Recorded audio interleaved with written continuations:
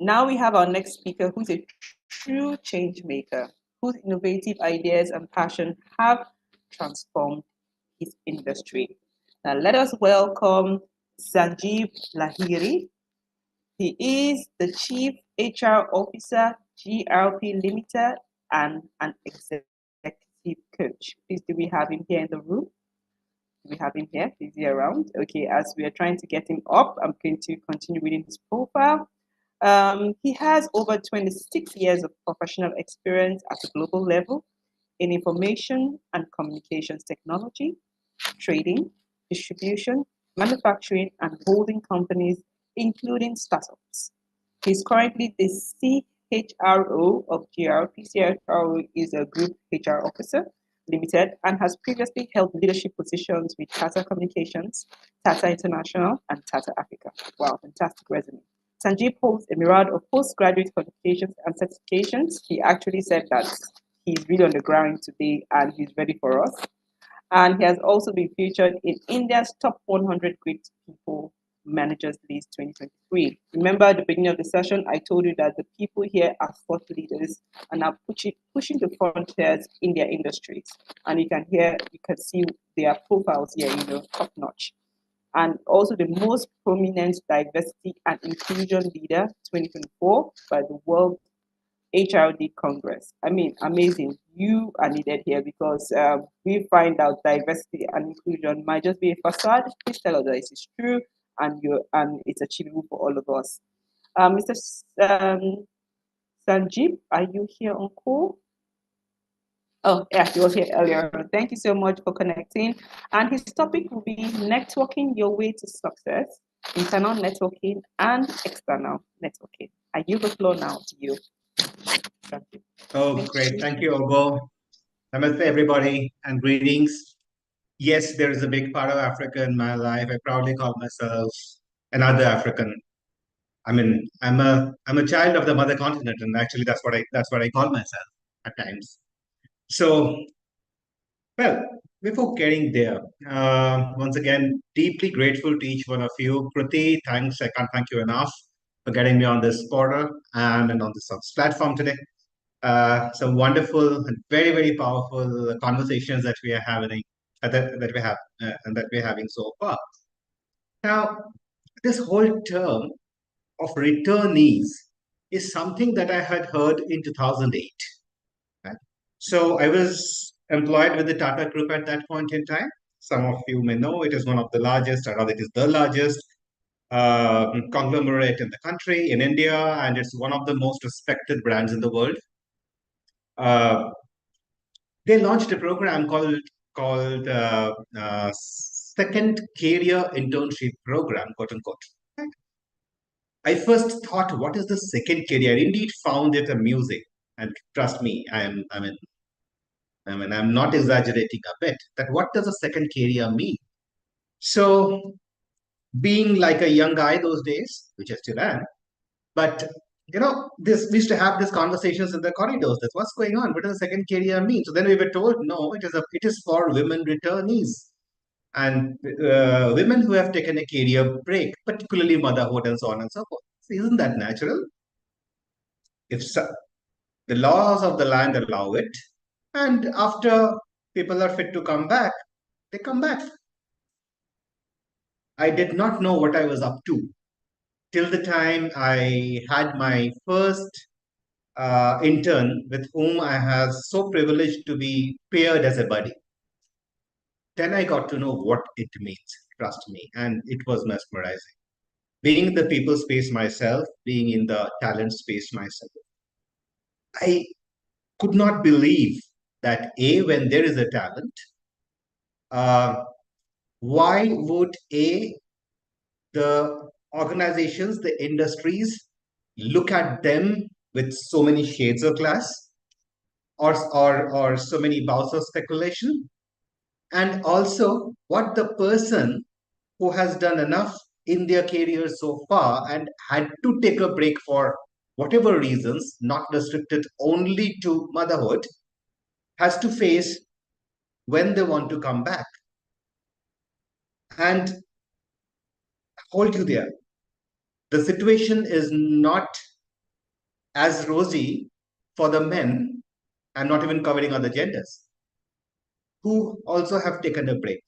This particular session is about women returning, so we will stick to that.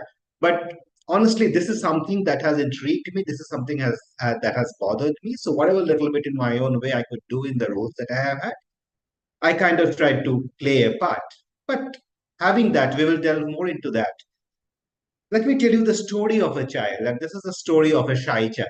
Right? The child was so shy that whenever you know relatives used to visit, he was found under the bed for the couple of hours, or he was found hiding behind somebody. Okay, the child was a boy in this case, uh, with his grandparents in some corner of the house, superbly scared to go and meet even the relatives, forget any unknown person. Yeah, in school, this child used to completely run away from any activities that had a public presence, right? Um, and that's how he grew up. Getting into his professions, suddenly he used to skip any opportunity to speak, right? Till such time as life would have it that he was in a spot where he had to put his hands up and say, "Guys, I need help." And the surprising part was that when he raised his hand, are seeking help from a very few people who he knew around, or he was quote unquote connected or comfortable talking to, things came in from very, very unexpected quarters. So person A referred to person B, person B referred to person C, and things started working out for him. Okay, no candies for guessing it. It's my story. So yes, I went through a patch where I needed to understand that connections is powerful. And that's what I'm going to talk to you today. Now, we use the term networking. Well, being from an IT space at one point in time, networking means very different things, but essentially it also means the same. It is actually using the power of connections, individual, human, or machines, or of computers. Now, the challenge is that when we talk of networking, and I per se once believed, because I grew up believing that I myself was an introvert, and I used to take pride in that. Okay, I'm not an extrovert. I shall not attend any party. I shall not go to any gathering unless it was mandated, right? Uh, because I'm an introvert, and I tend to believe that I am not comfortable being with people. Right? It took a couple of sessions, call them coaching, call them mentoring, for me to understand that that was not the case. I was essentially a shy child who had lived with the brand of introvert for all his life. Now, and I also believed in certain myths that the moment we use the term networking, actually is attached to. But before going that, see the whole thing of networking is it is a process in itself. It is not just sending a friend request or just connecting with somebody for something. It always starts with what do we want of it. If you search Google, you will see about 15 odd roles that professional connections can actually play. I classified them into four buckets, and which can be people can play the role of a connector, which means that okay, you need something, you connect with me. I know somebody else who can actually help with that. I connect you to that person. So connectors do play a very important role. However, some of us can also play a role of an enhancer in this whole place of networking, which is that you need to enhance your knowledge about something if it is possible by me in this case of example, or by any other person with whom you wanted to connect or you were connecting with. They can help you doing that. It can be a role of a specialist, which means definitely that this person is a subject matter expert and therefore we want to connect, right? And the fourth one would be of a coach or mentor. So no great shakes, coaching, mentoring, I think most of us all know. But the point to keep in mind is that why do we want to connect? And what are we expecting out of a connection needs to be thought of while we are really thinking to be reaching out to somebody. The first probably step of networking. I refer to the term called myths of networking, and this is what the Center for Creative Leadership actually says, that there are plenty of, or rather, five very key myths that are attached to it. This whole term. First and foremost, that I fell prey to: networking is for extroverts. Absolutely not true. I'm a living example. No, not at all. Uh, when you have a real work, then you connect to anybody, then you actually expand your network, and when the work is done, networking is over. Well, maybe true in certain times, but it really doesn't work, because end of the day we are human beings, right? We are not a plug on, plug off, switch on, switch off material, the way I call it. Therefore, yes, networking is triggered by a need. Mostly it does. However, if we mean that that need fulfilled and this networking is stopped, may or may not work. And some of us also tend to believe that it is all about, and particularly this is very, very true in professional networking and when we are networking internally within an organization, that it is all about, getting things done by going around people, quote unquote, politics. Well, that's also not true, because end of the day it is connections. There are plenty of research that says that work gets done in organization mostly by relationships, not by the hierarchy or the power roles that we all play at work. Yep. It can be manipulative. Well, if the intents are right, may not. Right? And and this one is what I love, and this one is, we have plenty of memes, moving around, particularly in Facebook on this, which is that it is all about numbers. If you have 50,000 friends on LinkedIn, or if you have 50,000 friends on Facebook, you are rich. I'm sorry. It is not about quantity. It is about the quality of our own investment in that relationship. Right? Uh, if it was so easy, does it really come very naturally, or does it really happen to each one of us? Well, and that's where the things lie. Where does networking get stalled? What are the roadblocks to this?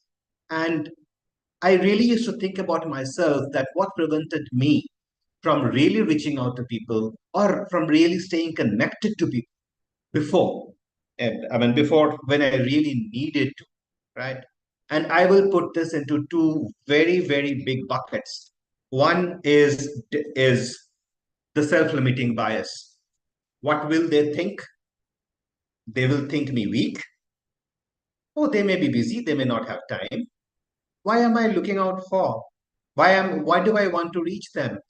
Now I am in need. So will they treat me a level down? All are the thoughts that we are harping in our own minds. It took me a while, really. It did take me, me myself, that push, when I had to really, really reach out to people. And that's actually, therefore, I would go up to say that, just don't think what the other person will think. Our job is to reach out. What worst can happen? The person will say no. So be it. So therefore, if we think that people are busy, they don't have time, ask. If we think we are busy, well, if we need to network, we have to make that time. And it is once again a time of about quality. Yep. And some of us tend to believe that this is needed only once, a growing, I mean, only once we need to see opportunities outside of organizations, or for that matter, people who are looking for opportunities to get back. It is for them only to get back. Friends, I think it is a lot to do as professionals in our own life to be able to grow in our own roles. And networking plays a big, big role in that. It's about creating, fostering, and nurturing relationships at work, right? So then what to do next? What happens next? Point is that whatever we think, these are all about the human connections. First thing to do is probably to ask the or answer the question, why do we need to connect? Why do we need to network to ourselves? I'm sure, and I really love that. I think Dr. Mega had said that trees don't grow alone. They are connected to the sun, the air, the ground, and all. Exactly true for human beings. We cannot grow alone. You know, being an African of sorts, I love Ubuntu. I really, really love Ubuntu. I believe in that philosophy. It is because it is the I am because we are. And it is exactly present in so many ways. We may not be able to, may not acknowledge it, we may not believe it, but this does exist. Uh, Individual growth, even our business growth for all the entrepreneurs in the room, it does not happen only by working alone. I'm sure all of you know. So therefore, but first, if you're able to answer the why of networking, why do we need to network? Why do we need to create a particular connection? I think it makes our life much easier. Good to be able to prepare the communication, call it an elevator pitch, with the person that we want to connect. At times we believe that we meet a person, say we exchange visiting cards, and business will come next day. We all know that does not. Because till the time the investment from both sides happen, business doesn't grow, right? There has to be that relationship of trust of sorts to come in. Personalize the approach. I need this from you. And also at the same time, this is what I can do for you. Helps a lot in building these connections and, more importantly, strengthening those connections. And if you still need, and this I'm trying to put my coaching hat on, if you need help, do find help, do find a mentor, do find a coach. Not only to help you network, but it can be one of your tools. It can be one of those, what do you call it, those trump cards. Okay, I don't play cards, but one of those cards that that you have in your pocket that can really work marvelously and miraculously when you are least expecting, but you need the most. So I think I've been able to leave you all with some thinking hats. Happy to take questions, comments, views, if that works. Thank you so much. Once again, indeed a privilege to be here. Thank you. Thank you, Sanjeeb. Thank you so much. You really demystified networking. I remember earlier in my career going for conferences. I don't know what to do, who to talk to. And I realized so many people were just shaking hands, talking to people. I'm like, how? Where? You don't know these people and you're talking to them. But over time, I've built confidence and I'm very strategic with my connections. Right now, this conference is just made from relationship and networking. Literally, that has been the embodiment of this. So people can see how important it is to build a network. So I will go into the chat box and pick up some questions. And one of it is asking, what are the best practices can professionals follow to expand their external network effectively and sustainably? Sorry. What are the best practices? When you're in your work environment, you connect with your colleagues and all that. But how do you manage external networks? How do you manage them on a day to day? What are the key steps you need to build those relationships?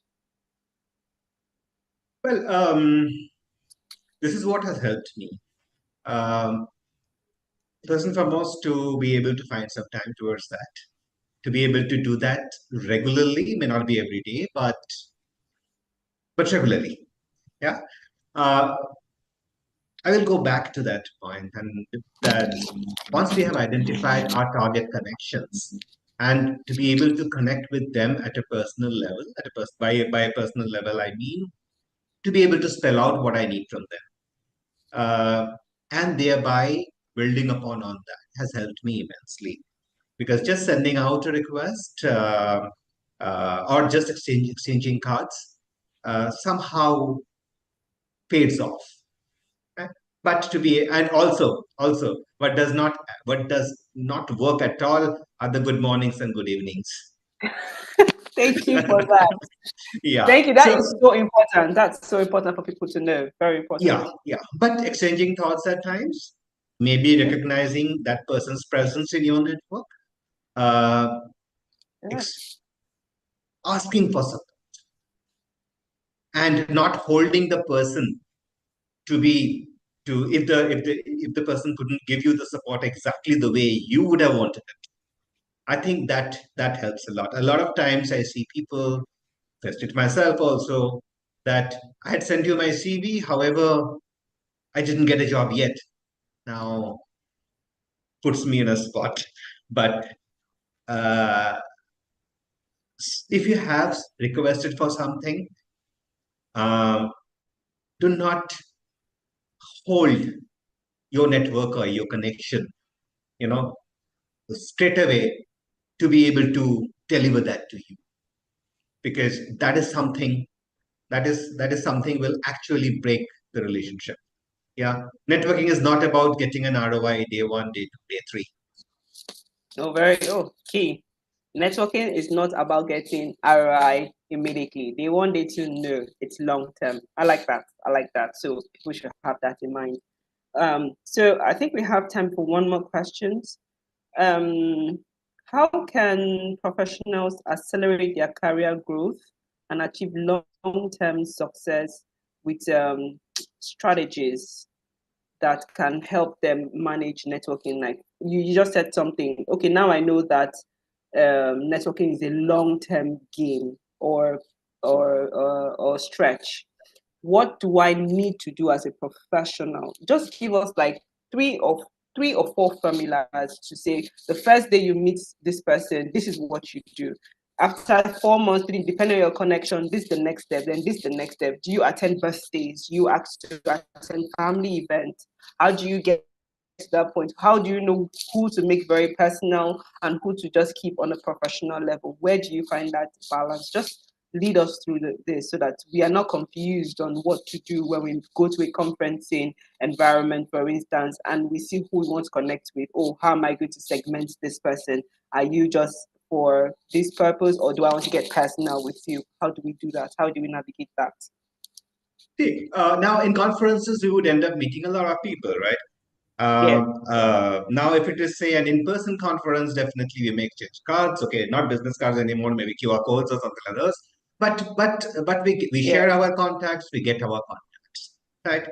Let us then try to focus on, yes, if this person can help me with this, let us reach out with. If it is promoting our own our business, always ask for a time to pitch. Yeah, and you may Okay. want to thereafter ask the person that if they would be able to help, right? Or you may request the person to connect you to someone else. And I'm sure a lot of us, all professionals, know the power of it, and we do it voluntarily. So there's nothing wrong in it. I would rather be a little say the term personalization I used is it meant a personalization of my pitch, right? So, like any other marketing pitch, uh, if we are able to figure out that is this a need of of the person that we are connecting, which the service or the products that we are offering is going to support, by all means, build upon on that. Yeah. If we are able to then find that okay, this person may not be helped, but once again, this person can maybe give us ideas that we can use for our next pitch or for our further journey.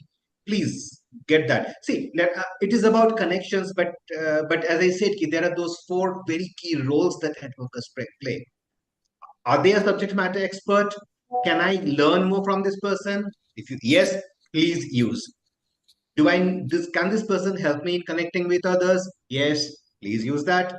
Can this person be my coach and mentor? Evaluate. If yes, use. Right. So basically, these are the kinds of questions that we may want to ask.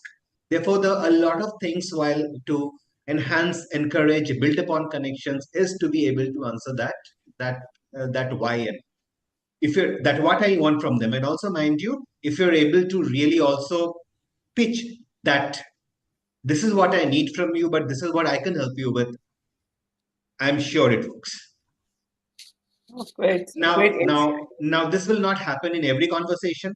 To reach to this level of conversation, a few more steps need to be taken. Absolutely, absolutely, Did I I answer agree. you? Did I answer Yes, you you? did. Absolutely. I wish I had a framework or a toolkit of 1, 2, 3, 4. I know. I know it takes time. I know that a lot of people I have connected with over a period of years, I have met them subsequently in different circumstances and conferences. They're like, hey, I know you. We met here. Oh, fine, fantastic. So that familiarization with the face is also very, very critical as well. Don't say, oh, I met you once and you think the person will open up. You might be lucky one time. Sometimes you Yes. have to do five more times to make yourself visible to these people. So you just keep trying and keep going for those events and all that. Thank you so much. I would ask, I don't know if there are any more questions. Do you have like one or two takeaways and then we can end the session? Okay. So So for yeah. just one point. I was seeing today's world with all of us being virtual and so many platforms available, it is very easy. LinkedIn is one of the professionally. LinkedIn is definitely one of the very very sought after channels of networking, and it does work.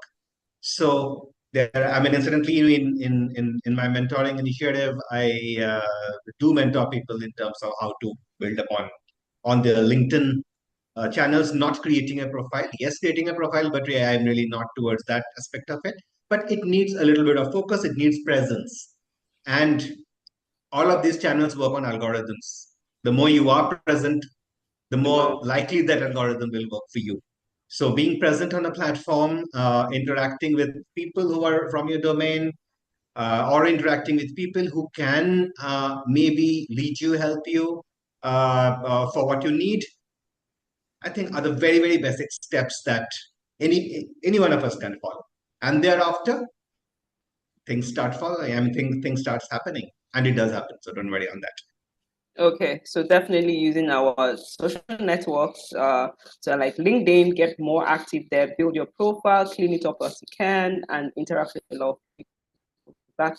That's really helpful. So that's a good takeaway from Sanjeev. I really appreciate. We appreciate. I always say chef's kiss. That means you've done so well. Appreciate you for your insight and thank you for sharing your personal story with us as well. You know, I really like when speakers get vulnerable with us. So we are like you are like us. It's our story, your story, but our story too.